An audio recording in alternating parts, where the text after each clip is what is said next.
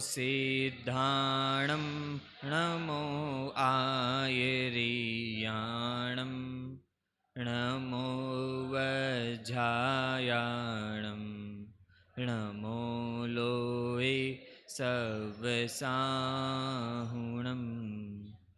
मोक्षमार्गस्य नेतारं भेतारं कर्मभूभृतां ज्ञातारं विश्वतत्त्वानां वन्दे तद्गुणलब्धये।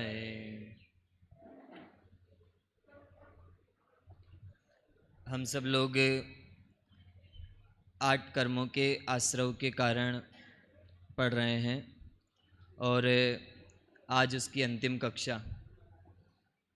थोड़ा सा रिवीजन भी हम लोग करवाएंगे, लेकिन अभी विषय बहुत बाकी है तो वो भी छूटे नहीं, उसको भी हम सब लोग साथ में लेंगे, क्योंकि सूत्र से वो का वही पढ़ाना तो संभव नहीं होगा इतने, क्योंकि आज वैसे ही समय कम है, 30 ही मिनट मिलेंगे अपन लोगों को।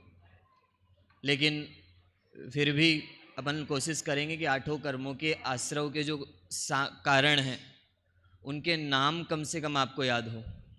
और हमने अभी जितने सूत्र पढ़े उन सूत्रों को भी आपको थोड़ा याद करना है एग्जाम की दृष्टि से। देखो 8 कर्म हम सब लोगों ने देखे। 8 कर्म में नाम सबको पता है, ज्ञानावर्णी, दर्शनावर्णी, मोहनी, अंतराय, आयु, नाम, गोत्र और वेदनी। इन 8 कर्मों में ज्ञानावर्णी जो कर्म है इसके कितने भेद थे? 5। ज्ञानावर्णी कर्म के 5 भेद थे। मति ज्ञानावरण, श्रुत ज्ञानावरण, अवधि ज्ञानावरण, मन पर्याय ज्ञानावरण और केवल ज्ञानावरण। ज्ञानावर्णी कर्म का एग्जाम्पल था प्रतिमा पर डाले हुए पर्दे की तरह। दूसरे नंबर का जो कर्म था दर्शनावर्णी कर्म, उसका एग्जाम्पल था द्वारपाल की तरह। और दर्शनावर्णी कर्म के 9 भेद थे। कौन कौन से? चक्षु, अचक्षु, अवधि, केवल और 5 तरह की निद्रा। निद्रा, निद्रा निद्रा, प्रचला, प्रचला प्रचला और स्त्यान ग्रद्धि। 2 कर्म उमा स्वामी ने इन दोनों कर्मों के आश्रव के कारण हम सब लोगों को बताए थे, और मुझे लगता है हमारी कक्षा में सबको अब याद है। प्रदोष, निन्नव, मात्सर्य, अंतराय, आसाधन और उपघात, इतना तो याद हो गए। ज्ञानावर्णी और दर्शनावर्णी कर्म के आश्रव के कारण एक ही हैं। जब ज्ञान पर आवरण दलेगा तो उसके कारण ये बनेंगे, जब दर्शन पर आवरण दलेगा तो उसके आश्रव के कारण ये बनेंगे, इतना याद है। इसके बाद हम सब लोग तीसरे कर्म के पास गए थे जिसका नाम था वेदनीय कर्म। वेदनीय कर्म के मुख्य रूप से 2 भेद हैं, साता वेदनी और असाता वेदनी। वेदनीय कर्म वेदन करवाता है, या तो सुख का वेदन करवाएगा या दुख का, और दोनों एक दूसरे से बिल्कुल अपोजिट है। इसलिए आचार्य देव को साता वेदनी कर्म के आश्रव अलग बताने पड़े और असाता वेदनी कर्म के आश्रव अलग बताने पड़े। वेदनी कर्म के मुख्य रूप से 2 भेद, साता और असाता। वेदनी कर्म का एग्जाम्पल क्या था? शहद से लिपटी हुई तलवार की तरह।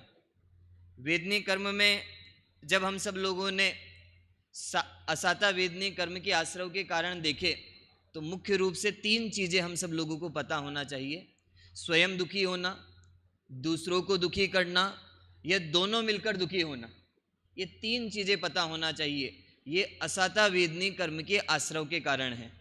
जो हम सब लोगों ने 6 पॉइंट्स देखे उसमें यह तो जीव खुद दुखी होगा या दूसरों को दुखी करेगा, ये दोनों मिलकर क्या होंगे?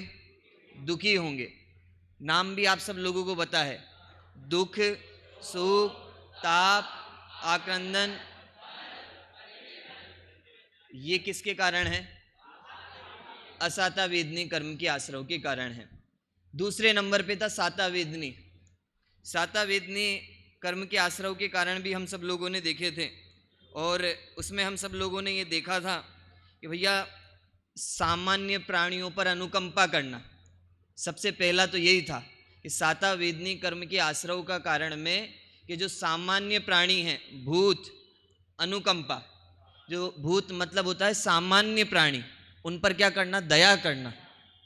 दूसरे नंबर पर हम सब लोगों ने देखा था कि भैया जो व्रती जीव है उनका आदर सम्मान करना, आदर सम्मान पूर्वक उनको भोजन आदि करवाना।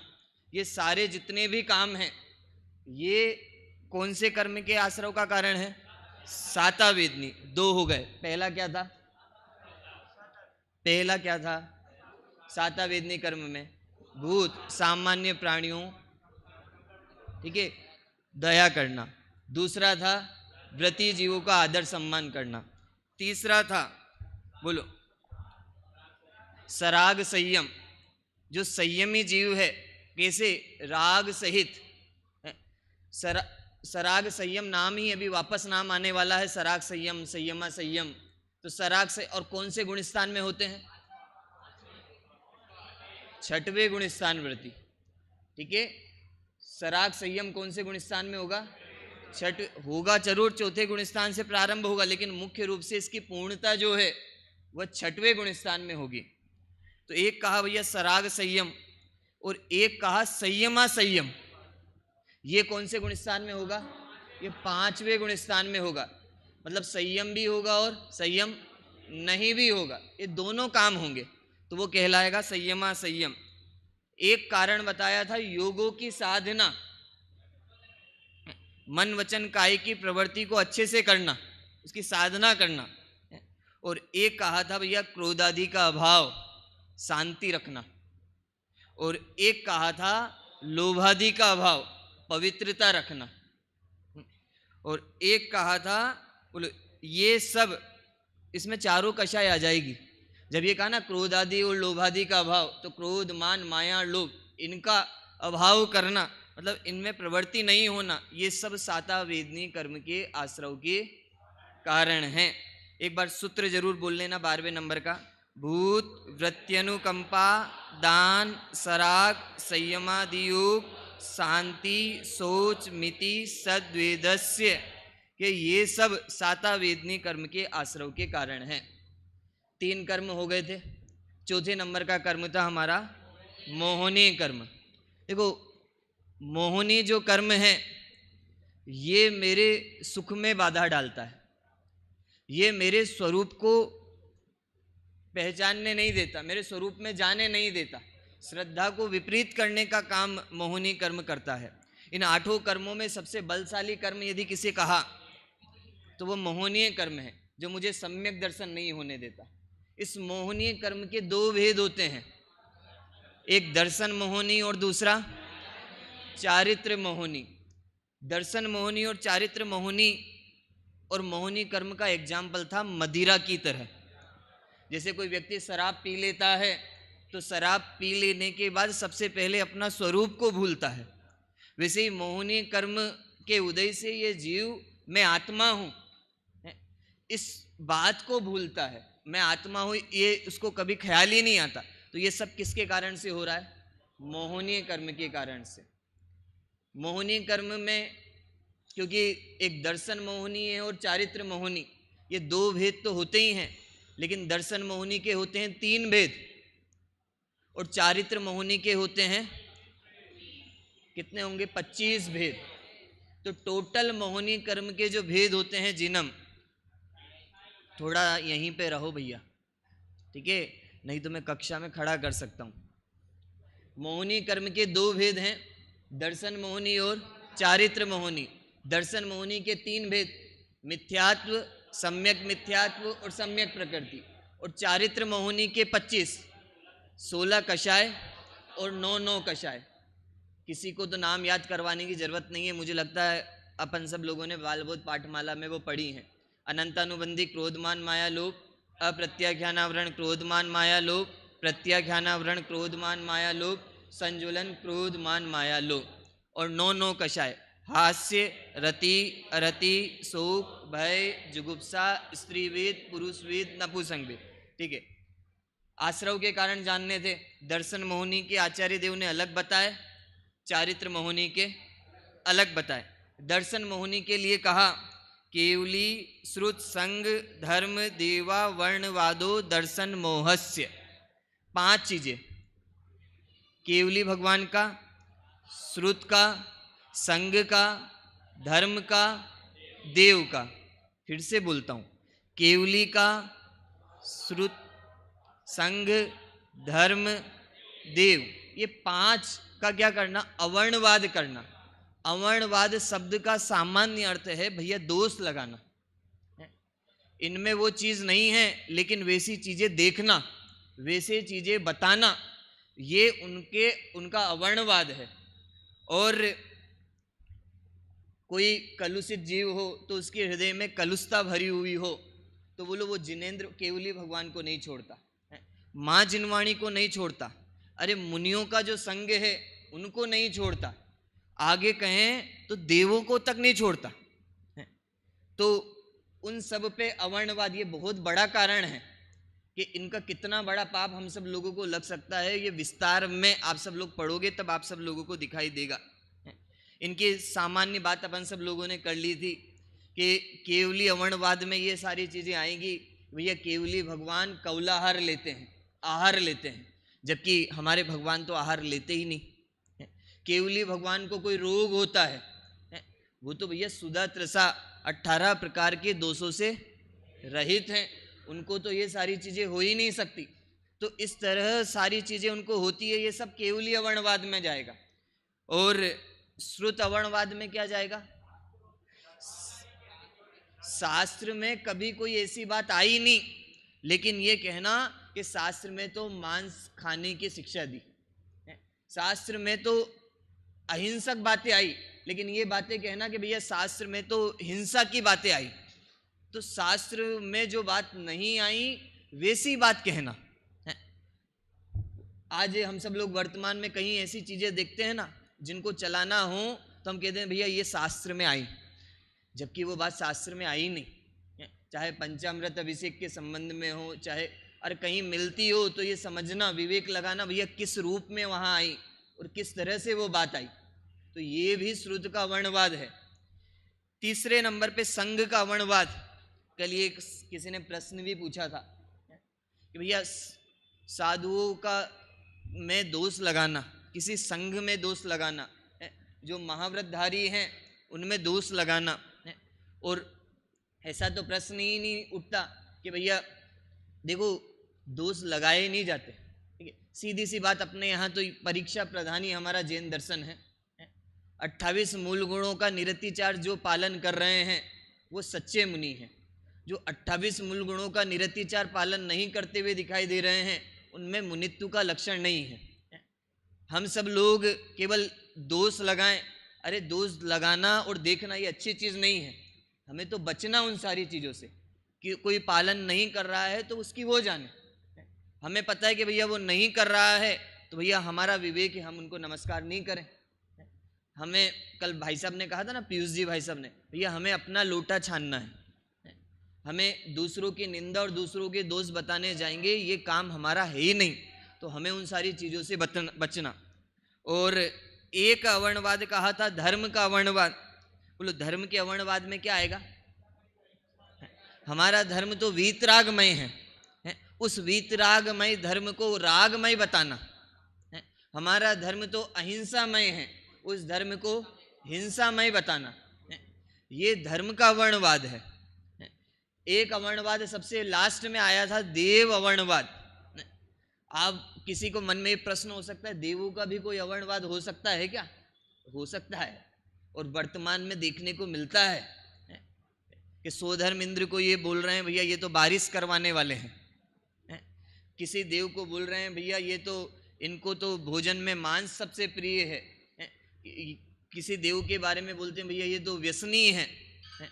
तो इस तरह से देवों का अवर्णवाद है, जो चीज़ वो करते नहीं हैं उन देवों में ये सारी चीज़ें बताना, ये देव अवर्णवाद है।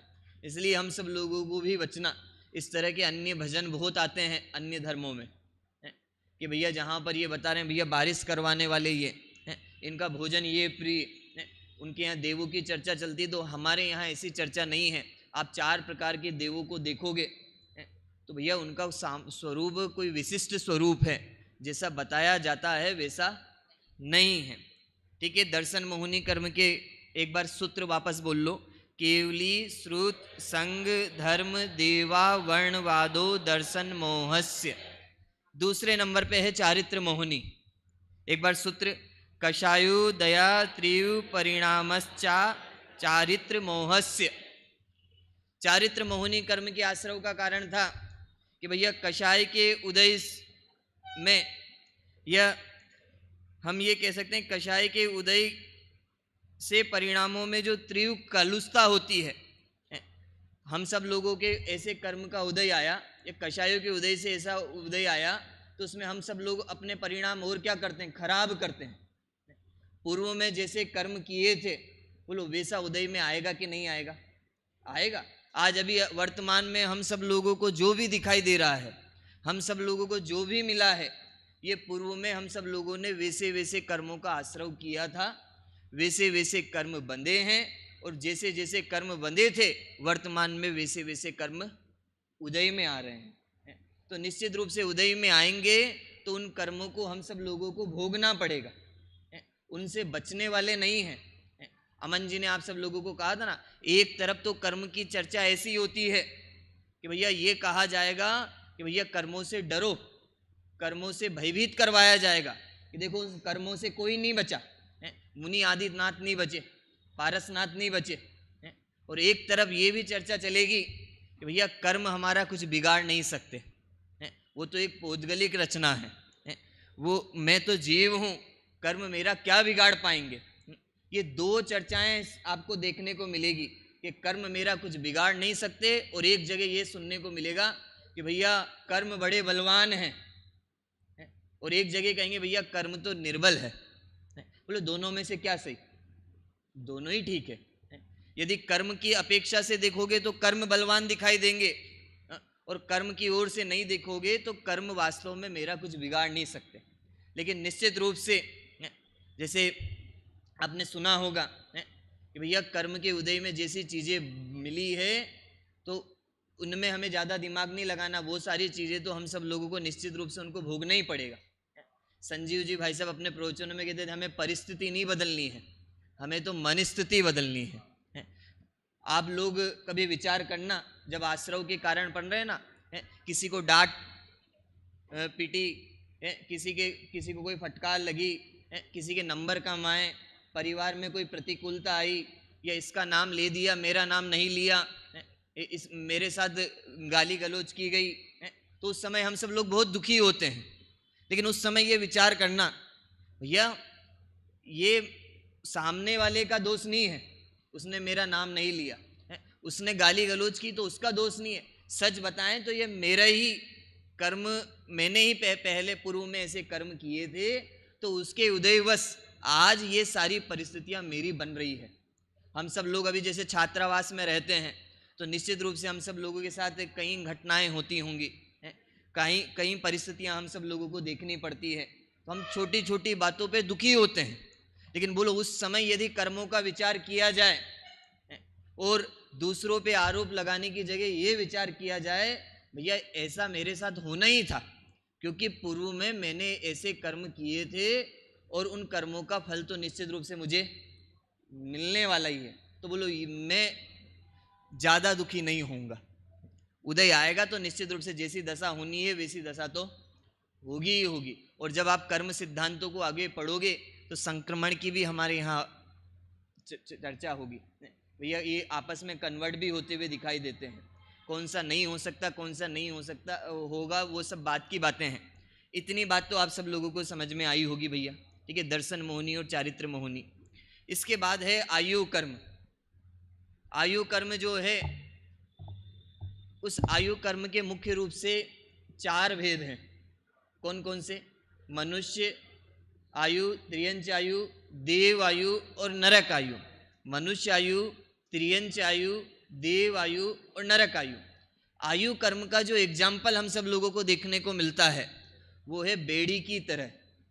जैसे जंजीर होती है ना, तो आप सब लोगों ने पुलिस वालों को देखा होगा, आप रस्सी की तरह भी कर सकते हो, जैसे बांधना ऐसे ही जिसने एक बार मनुष्य आयु बांधी है तो भैया जब तक जितनी आयु बांधी है उतने समय तक उसको उस आयु में रहना पड़ेगा। तो ये बिल्कुल बेड़ी की तरह है। और क्योंकि 4 तरह की आयु हैं और चारों अलग अलग हैं, तो आचार्य देव को चारों के आश्रव के कारण अलग अलग बताने पड़े। आयु कर्म एक ही बार बंधता है। सातों कर्म के तो आप सब लोगों को उदय और बंधना अलग अलग दिखाई देगा, लेकिन बोलो आयु कर्म एक ही बार आपको बंधेगा। हाँ, ये कम ज्यादा हो सकता है। किसी ने 7वें नरक का आयु बांधी हो तो वो पहले में हो सकती है, लेकिन किसी ने नरक की बांध ली हो तो मनुष्य में नहीं होगी, देव में नहीं होगी। ये भी थोड़ा थोड़ा आप सब लोगों को कर्म का इतना अध्ययन तो होना चाहिए। देखो, सबसे पहले नरक गति की चर्चा करें तो हमारे पास 15वें नंबर का जो सूत्र है उमा स्वामी ने उसमें कहा, बाह्य आरंभ परिग्रहत्वम नारकस्यायुष, के जो बाह्य आरंभ है और बाह्य परिग्रह है, बाह्य मतलब बहुत, बहुत आरंभ है और बहुत परिग्रह है, ये किसके आयु का कारण है? नारकस्यायुष, ये नरक गति के आयु के आश्रव का कारण है। बहुत आरंभ करना, बहुत परिग्रह रखना, ये सब नरक गति के आयु के आश्रव का कारण है। आरंभ मतलब हिंसा, बहुत हिंसा करना, कि अधिक हिंसा करना, ये नरक गति में जाने का कारण है। आप अन्य शास्त्रों में तत्वार सूत्र जी के अलावा अन्य शास्त्रों में देखोगे तो बोलो अभक्ष आदि का सेवन करना, अन्याय करना, अनीति करना, अभक्ष का सेवन करना, ये सब भी नरक गति के आश्रव का कारण बताया।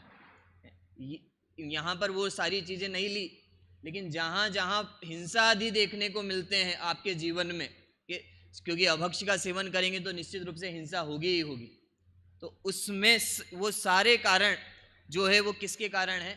नरक गति के आश्रव का कारण है। 2 ही कारण है, बहुत आरंभ रखना और बहुत परिग्रह रखना। सब लोगों को ऐसा लगता है ना भैया ये भी मिल जाए वो भी मिल जाए, अनाप शनाप रुपया पैसा मकान घर आदि को जोड़ना, ये सब परिग्रह है। और इन सब को यदि हम सब लोग जोड़ेंगे तो निश्चित रूप से वो किसका कारण बनेगा? नरक गति के आश्रव का कारण है। हम सब लोग तो सोचते पुण्य के उदय से मिले, अरे पुण्य के उदय से तो मिले, लेकिन ये पुण्य का उदय ही मुझे कहाँ लेके जाने वाला है? नरक गति में लेके जाने वाला है। आपने वो सरसेठ हुकुमचंद का उदाहरण सुना होगा। जब वो फैक्ट्री की बात चली तो उन्होंने कहा आज मेरी 7वीं फैक्ट्री खुल रही है, तो उनकी पत्नी ने कहा भैया ये 7वें नरक का द्वार खुल रहा है। कि कुछ लोग तो कहते भैया मेरा ये बढ़ गया वो बढ़ गया, सच बताएं तो कुछ नहीं बढ़ा, आपके नरक गति में जाने का कारण बन गया। इसलिए हम सब लोगों को भी देखो पापों से बचना है, ऐसी नीच गति में जाने से बचना है, तो हमारा परिग्रह ज़्यादा नहीं होना चाहिए। विद्यार्थी जीवन में भी आप सब लोग हैं तो कम से कम जितना कम हो उतना अच्छा। जिनके पास ज़्यादा होता है वो ज़्यादा दुखी होते हुए दिखाई देते हैं, क्योंकि वो जब जाता है तो ज़्यादा दुखी होते हैं। हम सब लोगों को तो मुनि का रूप आचरण होना चाहिए, जितने कम में काम चले उतना हम सब लोगों को अपना काम चलाना चाहिए। ठीक है, ये हो गया भैया कौन सी गति का? नरक गति का। दूसरे नंबर पे आयु जो देखें तो तिर्यंच गति, तो कहा माया तिर्यज्ञो योनस्य, माया तिर्यज्ञो योनस्य। इसमें कहा कि माया कषाय की अधिकता, माया मतलब छल कपट ठगना, ये सब जो है वो तिर्यंच गति के आश्रव का कारण है। यदि कोई व्यक्ति बहुत मायाचारी हो, किसी को ठगने की सोचता हो, बोलो झूठ आदि बोलना भी इसमें आएगा कि नहीं आएगा? आएगा, क्योंकि कोई व्यक्ति झूठ बोलता है तो उसके पीछे माया कषाय की अधिकता होती है। बिना माया के झूठ नहीं बोला जाता। इसीलिए यदि उसको तिर्यंच गति में जाना हो तो भैया माया करे। तो ये माया तिर्यज्ञ योनस्य, कि भैया ये माया कषाय की अधिकता तिर्यंच गति में जाने का आश्रव का कारण है। इसलिए हमें माया कषाय को भी छोड़ना, कम करने का प्रयास करना। तीसरा है मनुष्य गति, जिसमें हम सब लोग अभी हैं। ये मनुष्य गति को अन्य गतियों की अपेक्षा से श्रेष्ठ कहा जाता है। श्रेष्ठ क्यों कहा जाता है वो भी आपको पता है, क्योंकि इस मनुष्य भव से मोक्ष जा सकते हैं।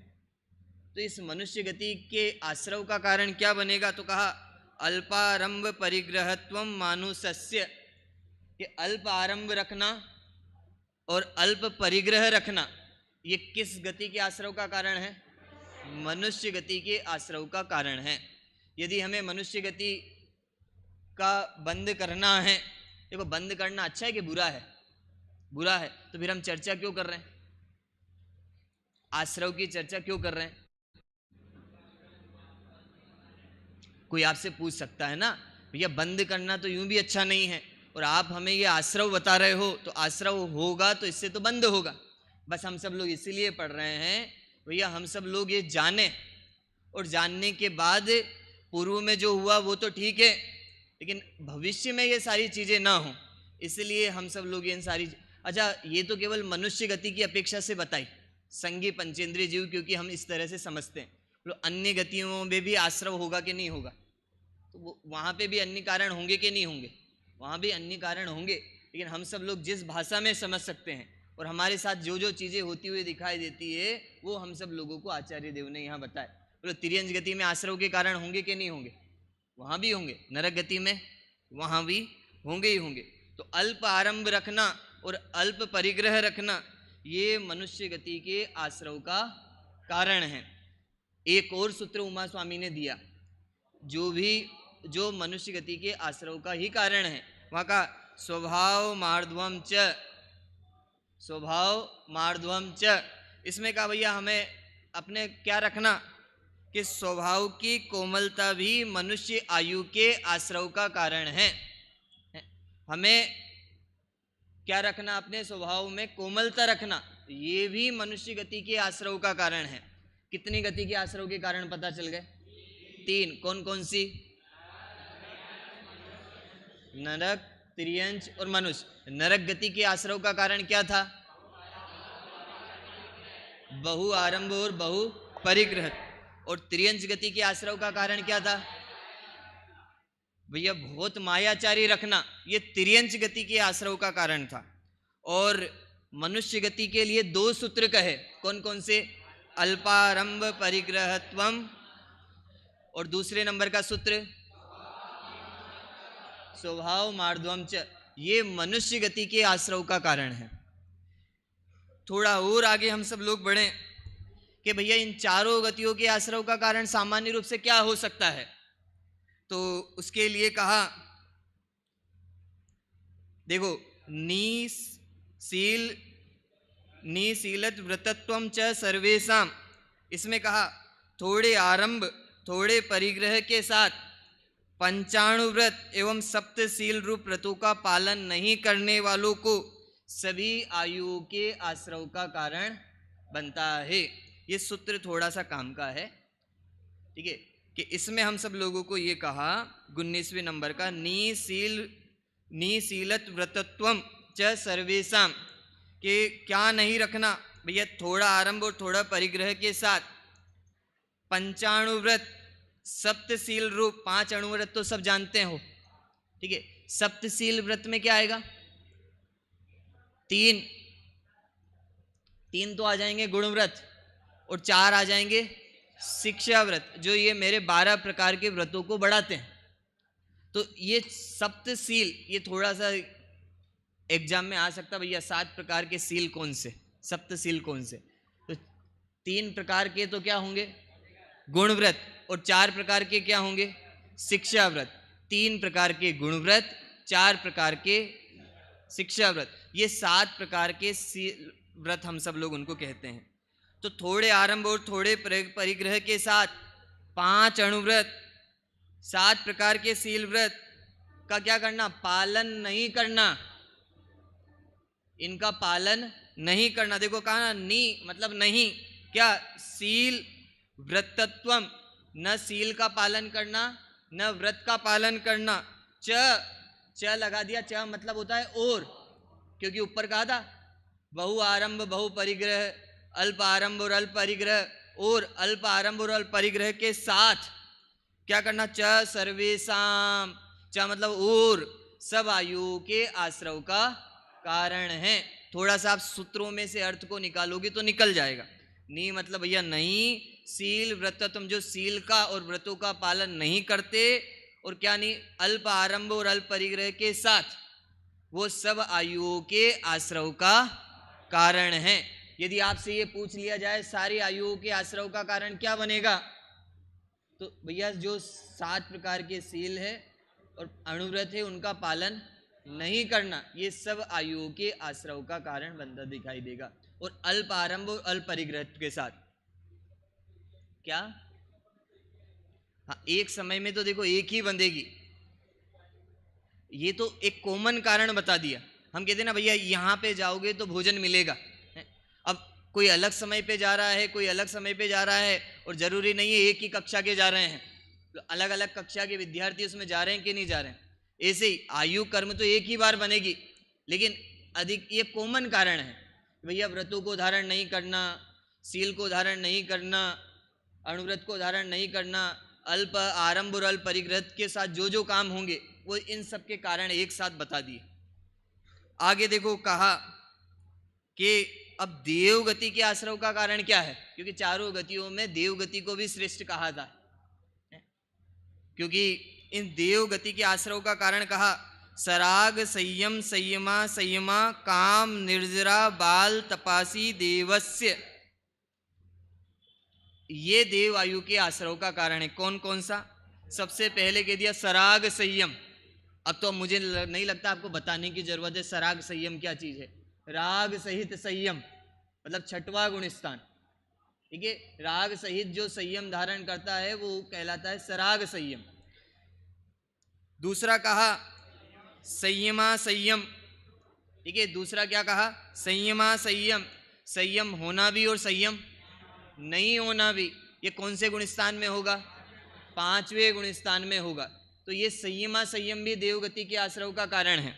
तीसरे नंबर पे कहा अकाम निर्जरा, अकाम निर्जरा कैसे हो गया, यहाँ तो लिखा काम निर्जरा, क्योंकि देखो कहा ना संयमा, तो यहाँ से आ जाएगा तो वो अ निकल जाएगा तो बोल जाएगा अकाम निर्जरा। तो अकाम निर्जरा मतलब बिना काम की निर्जरा। कभी कभी कर्मों की निर्जरा करनी नहीं पड़ती, वो अपने आप ही हो जाती है। हम सब लोग भूख को सहन कर रहे हैं, प्यास को सहन कर रहे हैं, या आज हम सब लोगों ने वो काम नहीं किया तो बोलो उससे वो बच गए कि नहीं बच गए, जैसे समय होता जा रहा है और हमें पता ही नहीं चला। एक तो ये होती है भैया इच्छा पूर्वक निर्जरा करना, तप में हम सब लोग करते ही हैं कि इच्छाओं को रोकते हैं, और एक ये होता है कि भैया बिना इच्छा के। अच्छा काम निर्जरा का कोई लाभ मिलता होगा क्या, भैया होती है और होने के बाद अपने आप चली जाती है, इससे कोई विशेष लाभ नहीं है, लेकिन ये भी निर्जरा का एक कारण है, ये भी अकाम निर्जरा, इसको कह सकते भैया बिना फालतू की निर्जरा, हुई और होके चली गई। एक होता है बाल तप, बाल तप में पता है क्या आएगा, बाल तप में आत्मज्ञान से रहित जो जो तप होता है उसको हम सब लोग बाल तप के अंदर ले सकते हैं। जैसे हम सब लोग उपवास करते हैं, एकासन करते हैं, और हमें वास्तव में उसका स्वरूप पता नहीं है। उपवास तो आत्मा के नजदीक जाने के लिए किया जाता है, उसका नाम ही उपवास है, अपने आत्मा के समीप रहना, सामायिक आत्मा के पास जाना, उसका नाम था सामायिक। लेकिन फिर भी वो कर रहे हैं, जैसे आप हम सब लोग आज देखते हैं सामायिक के नाम पर हम सामायिक पाठ पढ़ते हैं, उपवास के नाम पर हम केवल भोजन को छोड़ देते हैं, तो लेकिन कर तो रहे हैं, तो लेकिन यदि उनका वास्तविक अर्थ हमें पता नहीं और वो क्रिया जिस लिए की जाती है वो नहीं कर रहे हैं, तो इसका मतलब वो सब किसके अंदर जा रहे हैं, बाल तप के अंदर जा रहे हैं। तो लेकिन अच्छा इसका कुछ फल मिलेगा कि नहीं मिलेगा, मिलेगा ना, ये देव आयु के आश्रव का कारण बनेंगे। अकाम निर्जरा भी देव आयु के आश्रव का कारण है, बाल तप भी देव आयु के आश्रव का कारण है। बोलो सराग संयम, संयमा संयम, काम निर्जरा, बाल, तपसी, ये सब किसके कारण है? देव आयु के आश्रव का कारण है। इसलिए हम सब लोगों को यदि देव आयु के आश्रव का कारण जानना है तो ये सब है। एक सूत्र और कह दिया भैया, सम्यक्त्वम च। वैसे तो सम्यक दर्शन देखो किसी आयु के आश्रव का कारण नहीं होता, सम्यक तो भव के अभाव का कारण होता है, सम्यक तो मोक्ष मार्ग की ओर बढ़ाने का कारण है। लेकिन फिर भी सम्यक्त्व जीव जो है वह नीचे वाली गतियों में नहीं जाता, उच्च गतियों में ही अधिकांश वो रहता है। तो वो भी आप यदि इसको पढ़ोगे तो आप सब लोगों को पता चलेगा। अभी इसको देखो थोड़ा सा अपन सब लोग देखते हैं। पहले का सम्यक्त्वम च, सम्यक्त्व को भी देव आयु के आश्रव का कारण कहा। किसको? सम्यक्त्व को भी देव आयु के आश्रव का कारण कहा। आप पेज नंबर 254 पे थोड़ा सा आगे जाना। दादा ने देखो केवल सूत्र लिया, इससे बहुत सारे अन्य अर्थ नहीं निकाले, इसलिए उनने स्पष्टता भी अच्छे से इसकी की। उन्होंने कहा आगे भैया ध्यान रहे, मिला आपको पेज नंबर 254 पे, कि ध्यान रहे सम्यक दृष्टि जीव मरकर भवनवासी, व्यंतर और ज्योतिष नहीं होते। तात्पर्य यह है कि वे नियम से वैमानिक देव ही होते हैं। अभी मन में ये प्रश्न खड़ा होगा, सम्यक जीव अन्य गति में जा सकता है कि नहीं जा सकता? जा सकता है, ठीक है, उसमें कोई दिक्कत नहीं है। लेकिन मुख्यतः यहाँ जो कही है वो देव आयु की चल रही है, क्योंकि सम्यक जीव अन्य गति में तो जा सकता है, और देव गति में भी ये स्पष्ट कह दिया भैया वो भवनवासी में नहीं जाएगा, व्यंतर में नहीं जाएगा, ज्योतिष में नहीं जाएगा। सम्यक जीव अतिशय कहीं पर जाएगा तो कहाँ जाएगा? वैमानिक। थोड़ा सा यहीं पे रहो, ठीक है, वो कहाँ जाएगा? वैमानिक में ही जाएगा। और देखो कहा भवनवासी, व्यंतर और ज्योतिष देवों के सम्यक दर्शन हो सकता है, पर उक्त पर्याय में कोई जीव सम्यक दर्शन सहित पैदा नहीं होगा। वहां सम्यक तो होने का मना नहीं है, लेकिन सम्यक तो सहित जीव वहां जा सकता नहीं है। ये भी आप सब लोगों को क्लियर होना चाहिए। यदि सम्यक दृष्टि मनुष्य तिर्यंच है तो वो वैमानिक देव होंगे, देवियां नहीं होगी। ये भी बात कही। यदि वो जीव कैसा है? सम्यक दृष्टि है, तो वो क्या होगा? ये तो मनुष्य होगा या तिर्यंच है तो वो वैमानिक देव होगा, वहां पर भी वो देवियां नहीं होगा। यदि देव या नारकी है तो मनुष्य और मनुष्यों में भी पुरुष ही होंगे, इतनी भी नियम यहाँ पर है। यदि और देखो जो बात मैंने अभी आपसे कही थी ना, यद्यपि सम्यक दर्शन आश्रव का कारण नहीं होता, नहीं तो कल से कहो भैया सम्यक दर्शन भी आश्रव का कारण होता है। ये तो उमा स्वामी ने सूत्र में बता दिया भैया देव आयु के आश्रव में ये भी कारण बन सकता है कि यदि आप सम्यक हो तो निश्चित रूप से देव आयु के आश्रव का कारण बनेगा। और इसलिए कहा यद्यपि सम्यक दर्शन आश्रव का कारण नहीं होता, तथापि सम्यक्तों में वैमानिक देवों में ही जन्म लेते हैं, इस कारण यहाँ उसे भी देवायु के आश्रव का कारण कहा है। ठीक है, तो ये हम सब लोगों ने आयु कर्म के आश्रव के कारण देख लिए। मुझे लगता है क्लियर होंगे। सामान्य रूप से अभी जितनी जितनी अपन लोगों ने थोड़ा सा स्पीड से देखे, लेकिन इतना तो हो गया। मैं एक बार पूछ सकता हूँ भैया आप सब लोगों से, मुझे बताओ भैया नरक आयु के आश्रव का कारण क्या होगा? बहु आरंभ और बहु परिग्रह। तिर्यंच गति के आश्रव का कारण क्या हो?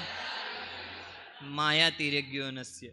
ठीक है, मनुष्य गति के आश्रव के कारण के लिए दो बातें,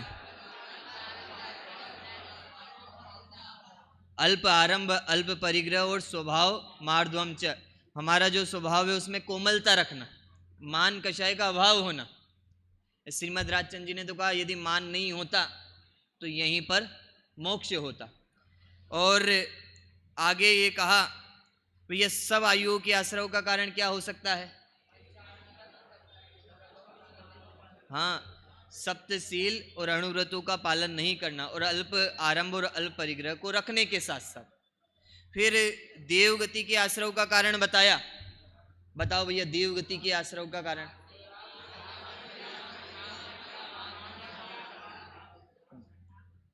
कौन बताएगा? गायक बताओगे?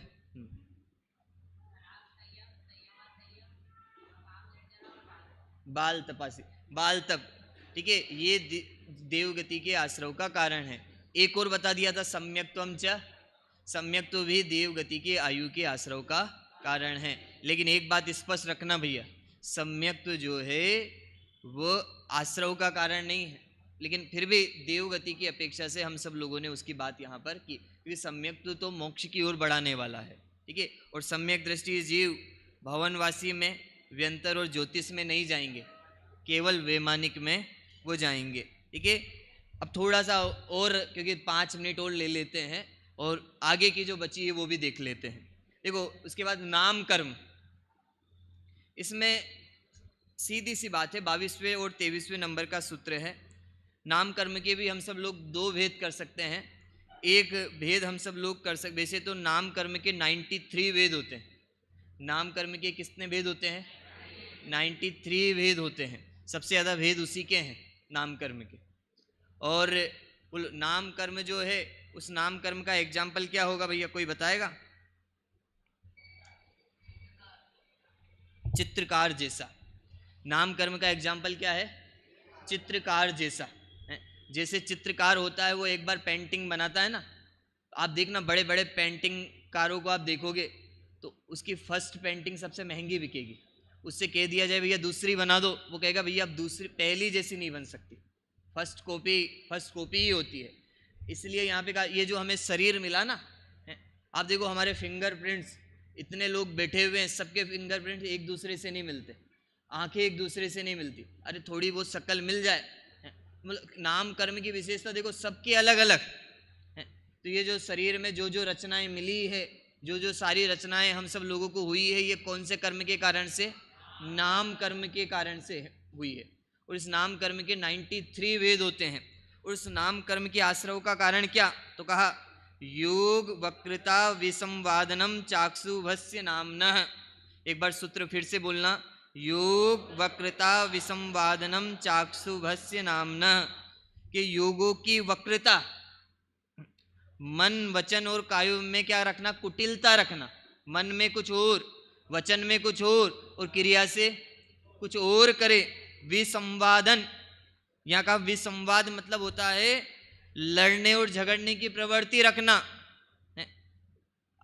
जो एक दूसरे से ज्यादा लड़ता झगड़ता हो ना, जो आपस में विसंवाद करता हो, विसंवाद मतलब यही होता है भैया, झगड़ना, लड़ना या असहमति दर्ज करना। एक अर्थ ये भी है विसंवाद का कि भैया उसने जो बात कही वो मुझे मंजूर नहीं है, ये विसंवाद हो गया। कि जो संवाद हुआ था वो उसको स्वीकार नहीं है, इसका नाम विसंवाद है।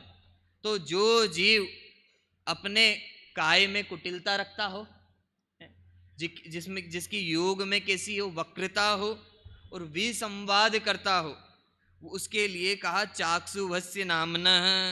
बोले वो अशुभ नाम कर्म के आश्रव का कारण देखने को मिलता है, ठीक है। सामान्य रूप से ही अपन सब लोग इसको देख रहे हैं।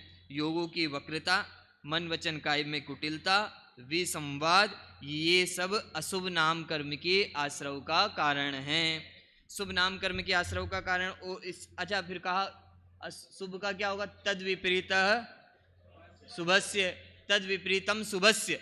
कि भैया इससे बिल्कुल विपरीत, विसंवाद नहीं करना, योगों में एकता रखना, एक रूपता रहना, जैसा मन में आया हो वैसे ही वचन से बोलना, वैसी क्रिया से करना। आप 10 लक्षण पुस्तक पढ़ोगे तो वहाँ और स्पष्टता से कहा भैया एक रूपता रखना, मतलब कभी कभी उल्टा भी हो जाता है। वो जब वहाँ पढ़ोगे तो आप सब लोगों को वहाँ पता चले किस रूप में एक रूपता की बात कही। तो यहाँ ये शुभ नाम कर्म के आश्रव का कारण है। नाम कर्म में तीर्थंकर नाम कर्म प्रकृतियों के नाम कर्म के आश्रव के कारण अलग बताए, वो अभी हम सब लोग नहीं देखेंगे। एक केवल गोत्र कर्म, आप सब लोग थोड़ा सा 258 पेज पे आना कि गोत्र कर्म के आश्रव के कारण क्या क्या बनेंगे। देखो गोत्र कर्म जो है, वो गोत्र कर्म जो है, उस गोत्र कर्म के भी 2 भेद होते हैं। एक होता है उच्च गोत्र और एक होता है नीच गोत्र। एक होता है उच्च गोत्र और एक होता है नीच गोत्र। और गोत्र कर्म का जो एग्जाम्पल है, बोलो वो क्या है? किसी को ख्याल है क्या होगा? बोलो, कुम्हार के द्वारा बनाए गए घड़े की तरह। एक क्या उदाहरण दिया? कुम्हार के द्वारा बनाए गए घड़े की तरह। घड़ा बनाने वाला कुम्हार होता है ना, कोई घड़ा ऊंचा अच्छा बन गया, कोई घड़ा बेकार बन गया, कोई बड़ा बना, कोई छोटा बना।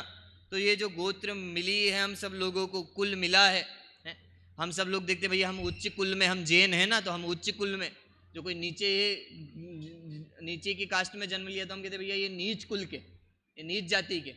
ऐसे यहाँ गोत्र कर्म के जो आश्रव के कारण है उसमें कह दिया कि भैया यदि हम सब लोग देखें तो नीच गोत्र कर्म के आश्रव के कारण क्या क्या बन सकते हैं।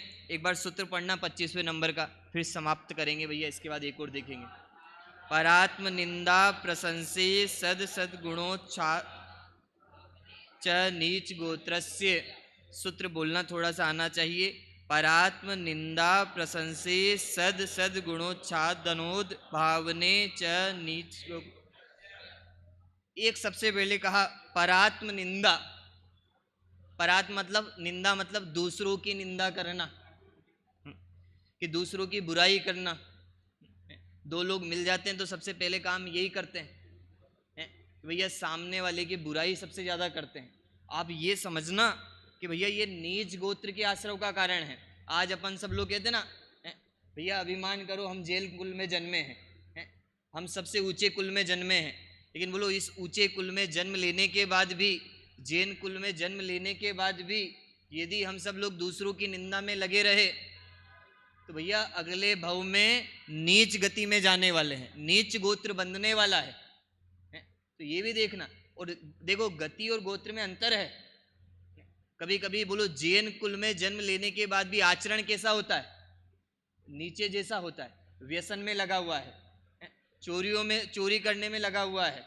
तो आप देखो केवल जैन जाति मिलने से काम नहीं होगा, उसके आचरण से भी ये सारी चीजें स्पष्ट होती हुई दिखाई देगी। तो कहा दूसरों की निंदा करना, परात्म निंदा, परात्म प्रशंसा। तो उसमें कहा और दूसरों की प्रशंसा तो ठीक है, लेकिन क्या कहा? अपनी प्रशंसा। दूसरों की निंदा करना और अपनी प्रशंसा करना, कि दूसरों में तो भैया कमियां बताते रहना, खुद ने छोटा सा काम किया हो तो उसकी क्या करना? खूब बड़ाई करना। और कहा सद सद गुणोच्छ, बोले खुद में यदि कोई गुण हो तो उसको तो क्या करना? प्रकट करना। और दूसरों में क्या हो? अवगुण हो तो उनको क्या करना? दिखाना। अपने गुणों को तो भाई, अपने गुणों को तो बड़ा चढ़ा कर बताना और दूसरों के अवगुणों को दिखाना। तो ये भी कहा अपनी प्रशंसा करना, दूसरों के विद्यमान गुणों का उच्छादन करना। या कहा ना सद सद गुणोच्छादनो, तो बोले दूसरों के गुणों का उच्छादन करना, दूसरों को गुणों को छुपाना, उनको बताना नहीं। बोलो वो गुणवान है, उसमें अच्छी क्वालिटी है, लेकिन उसकी गुणों, उनके गुणों की प्रशंसा ही नहीं करना। वो अच्छा बोलता है, अच्छा उसका अध्ययन है, अच्छा गाता है, लेकिन भैया हम लोग उसकी प्रशंसा नहीं करेंगे। तो भैया उसको छुपाना। जबकि कोई भी अच्छा कार्य करे तो हम सब लोगों का ये है कि भैया उसकी अनुमोदना करना, उसको बढ़ाना। पीछे करने से, देखो हमारे पीछे करने से कोई पीछे रहने वाला है नहीं। उसने जैसे कर्म, उसका जैसा उदय होगा कर्मों का वैसा उसको मिलेगा। लेकिन हमारा दायित्व तो क्या है कि यदि कोई कार्य हो रहा है, धर्म का कार्य हो रहा है, किसी का सम्मान हो रहा है, किसी को सम्मान के लिए बुलाया जाए, तो भैया हम तो उसकी अनुमोदना करें। ऐसा नहीं करें भैया उसका सम्मान हो रहा है तो भैया उसके पीछे भैया उसके अवगुणों को दिखाएं पहले। तो ये भी देखना, दूसरों को गुणों को उच्छादन करना, उन्हें ढकना, छुपाना, और अपने में अविद्यमान गुणों का उद्भावन करना, उन्हें प्रकट करना। भैया जो तुम में गुण है ही नहीं, वो क्या करना? दूसरों को बताना। वो सारी चीजें तुम में है ही नहीं, लेकिन फिर भी वो क्या? भैया मैं तो ये कर लेता हूँ, मुझे तो ये आता है, मेरा तो इस जगह सम्मान हो गया। बोलो ये सारी चीजें नीच गोत्र के आश्रव का कारण है। उन्हें प्रकट करना, ऐसे भावों से नीच गोत्र के आश्रव का कारण बनेगा। और फिर देखो अगला और देख ही लेते हैं। तद विप्रयो नीच वृत्त्यनुसेको चोत्रस्य इसके विपरीत कारणों से अर्थात दूसरों की प्रशंसा करना, अपनी निंदा करना। इसमें किसी को प्रश्न हो सकता है अपनी निंदा क्यों करें? कि विपरीत कारणों से दूसरों की तो क्या करना? प्रशंसा करना, और अपनी क्या करना? निंदा करना। दूसरों के अच्छे गुणों को प्रकट करना और असमीचीन गुणों को ढाकना, छुपाना, और अपने समीचीन गुणों को भी प्रकट नहीं करना। वास्तव में बात तो यही है कि भैया अपने गुण अपने आप प्रकट होते हैं, जरूरत नहीं है प्रकट करनी। गुणी जनों के सामने विनम्र रहना, जो गुणवान है उनके सामने कैसे रहना? विनम्र रहना। गुणों के होने पर भी अभिमान न करना। आप में कोई गुण हो लेकिन फिर भी क्या नहीं करना? अभिमान नहीं करना। ये सब जो है वो किसके कारण है? उच्च गोत्र के आश्रव का कारण है। बचा केवल अब एक कर्म, अंतराय। उसके लिए तो सबसे लास्ट वाला सूत्र है विघ्न करणम अंतरायस्य, कि भैया यदि आप किसी का काम बिगाड़ोगे तो आपका भी काम बिगड़ेगा। हम कहते ना भैया टिट फॉर टेट, जैसे के साथ तैसा। यदि आप जैसा करोगे वैसा आपके साथ होगा। तो यहाँ का जो किसी देखो अंतराय कर्म जो है ना, इसका एग्जाम्पल दिया खजांची की तरह, केसियर की तरह। जैसे राजा ने तो आज्ञा दे दी कि भैया खजाने में से पैसा ले लेना, लेकिन खजाने के में की जो चाबी जिसके पास होती है ना, खजांची, वो दे नहीं रहा। बोल रहा भैया बाद में आना। बैंक में जैसा होता है, बैंक में बोले हमारे पास चेक भी है, पैसा भी है, लेकिन हम गए तो भैया बार बार वहाँ जो ऊपर कैशियर बैठा रहता है वो बार बार मना कर देता, भैया अभी टाइम नहीं है, थोड़े समय के बाद आना। तो अंतराय कर्म भी बिल्कुल वैसे ही है, विघ्न डालता है, बाधा डालता है। और ये इसको कहा खजांची की तरह। और इसके कितने भेद होते हैं? इसके होते हैं 5 भेद: दान, लाभ, भोग, उपभोग और वीर्य। दान, लाभ, भोग, उपभोग और वीर्य। तो कोई किसी के दान देने में विघ्न डालता हो, किसी के भाव तो हैं लेकिन हम उसको क्या करते हैं? रोक देते हैं। किसी को कोई लाभ होने वाला हो, रोक देते हैं। हम कहते हैं ना भैया मैं उसको देने जा रहा था, हम कहते भैया मत दे। किसी की दुकान पे ग्राहक आ रहे हो और हमें पता है कि इसकी दुकान पर ये चीज मिलती हो, फिर भी हम उसको लाभ हो रहा हो तो अपन क्या करते हैं? भैया उसमें विघ्न डाल देते हैं, भैया उसके यहाँ पर नहीं मिलेगी। भोग, भोग मतलब भोगना। कोई चीज भोजन कर रहा है, कोई पंचेंद्रिय के विषयों को भोग रहा है, तो उसमें क्या डालना? बाधा डालना, विघ्न डालना। उपभोग, एक बार भोगी गई चीज को वापस भोगना, उपभोग तुरंत। वीर्य मतलब होता है शक्ति, ताकत। इनमें क्या डालना? बाधा डालना। ये सब जो है वो कौन से कर्म के आश्रव का कारण है? अंतराय कर्म के आश्रव का कारण है। इसलिए हम सब लोगों को भैया किसी में विघ्न भी नहीं डालना, ठीक है। तो इस तरह से थोड़ा जल्दी जल्दी अपन सब लोगों ने 8 कर्मों के आश्रव के कारण देखे, लेकिन सामान्य रूप से आप सब लोगों को ये पता होना चाहिए। एग्जाम के लिए बस इतना देखना, पेपर बड़ा सरल है, ठीक है। मुझे बिल्कुल आशा है कि भैया आपके पूरे में से पूरे नंबर आएंगे। बस कुछ चीज़ें आप सब लोगों को दिखाई देगी कि आपको ये पूछा जा सकता है कि भैया आश्रव किसे कहा, आश्रव शब्द कैसे बना। आपको 2-3 सूत्र दे दिए जाएंगे, भैया ये सूत्र जो है इन सूत्रों में कुछ अशुद्धि है क्या, ठीक है। बस एक बार आप सूत्रों को जरूर देख लेना, आश्रव के कारणों के सूत्रों को। आप सब लोगों को कोई चित्र दिखाया जाएगा पेपर में और ये पूछा जाएगा कि भैया ये कौन सा कर्म है। जैसे मैंने एग्जाम्पल दिया आपको, भैया वहाँ पर दिखा दिया कुमार घड़ा बना रहा है, तो आपको पता चलना चाहिए कि भैया ये कौन से कर्म का उदाहरण है। आप सब लोगों में से कोई ये पेपर में ये पूछ सकते हैं ज्ञानावर्णी कर्म के कितने भेद, ये पूछ सकते हैं भैया अंतराय कर्म किसके आश्रव का कारण है। खुद एक अंतराय कर्म तो है लेकिन हमने एक जगह और पढ़ा है, तो थोड़ी सी तैयारी करना, मेहनत करना। जो पढ़ाया है इसके बाहर से कुछ भी नहीं आएगा, ठीक है। अधिकांश जो है हमने जो तत्वार्थ सूत्र ग्रंथ को आधार लिया, सूत्रों को उसके आधार से ही है। तो आप सामान्य रूप से तो आश्रव के कारण आप सब लोगों को पता होना चाहिए। चलिए सभी को जय जिनेंद्र।